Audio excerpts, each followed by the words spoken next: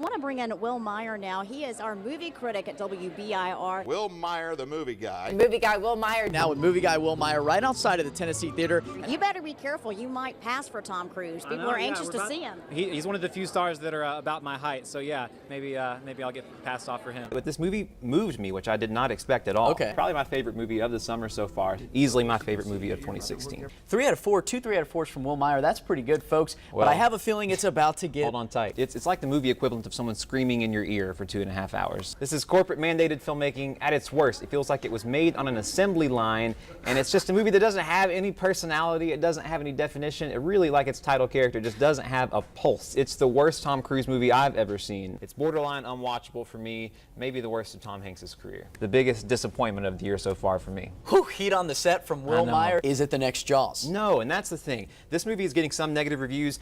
Don't expect Jaws. This is a trashy B movie, so this is not, don't expect story, characters. I don't know what people are expecting, thinking this is going to be Jaws. So I enjoyed it for what it was. I would go see it again, and I'd say 3 out of 4 stars. I think this movie is really powerful. It may leave you scratching your head as soon as it's over, but I've had so many people call me and ask me if I've seen this movie because it begs you to go out and talk to your friends about it, and you immediately want to watch it again. Wonder Woman just came out. So many good things about it. It has rousing action sequences. The spectacle is great.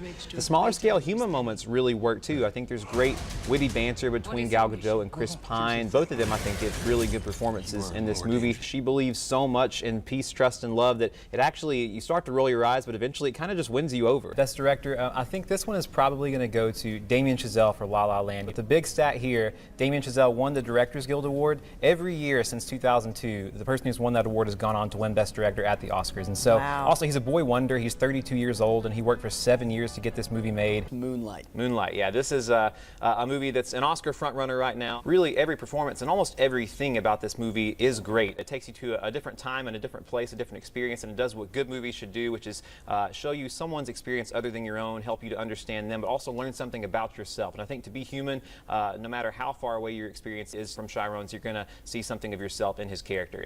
What's the rating? 4 out of 4. 4 out of 4 stars from Will Meyer. Today is a big day. And we're starting out with Moana. This is one that was talked about during awards season a lot, and then now it's coming on Netflix? Yeah, it's one of the few new movies from last year that are making their way onto Netflix this month. They've got a couple of animated movies, but I think this is the best one. This is a Disney movie, of course, that was enormously popular about a young Polynesian girl who has to go on an aquatic adventure to save her people. It features the voice talents of Alwili Cravalho as the title character. She's got a fantastic singing voice. Also has Dwayne "The Rock" Johnson. He's actually pretty charming in this movie. He's in everything. He's in everything now. He's the box office king. This is a movie that has dazzling animation, colorful supporting characters, a cultural specificity that I like. Also, the songs are great. It's from Lin-Manuel Miranda from Hamilton. Got himself an Oscar nomination for a song in this movie. I have listened to this soundtrack and seen this movie 1,000 times because of my nieces and nephew, and I'm still not tired of it. So it's available June 1st on Netflix. A lot of people are going to be excited about that. The next one coming out is Zodiac, and you're saying this is one that fell under the radar. Under the radar, yeah. This is a movie from 2007 that I've been recommending to people for a decade. This is a true crime movie about one of the most fascinating and famous unsolved cases in American history, that of the Zodiac Killer. Has a fantastic cast that stars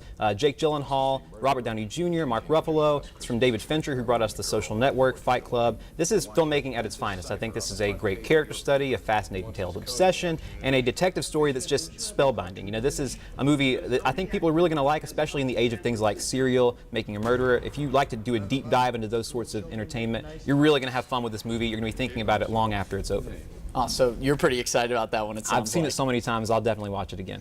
Okay, so Frankenstein, a lot of people might say that one's gotten old, but not anymore. Young Frankenstein is making its way to the web. Well, yeah, this is an old movie, though, 1974 classic from Mel Brooks, starring Gene Wilder, the late, great Gene Wilder. This is a movie that is a PG, family-friendly movie. It may seem like a horror film, but this is first and foremost a comedy. It's a perfect send-up of Frankenstein movies. It's able to make fun of them and pay homage to them at the same time. This is a movie that's so silly and inspired. Gene Wilder got an Oscar nomination for his screenplay.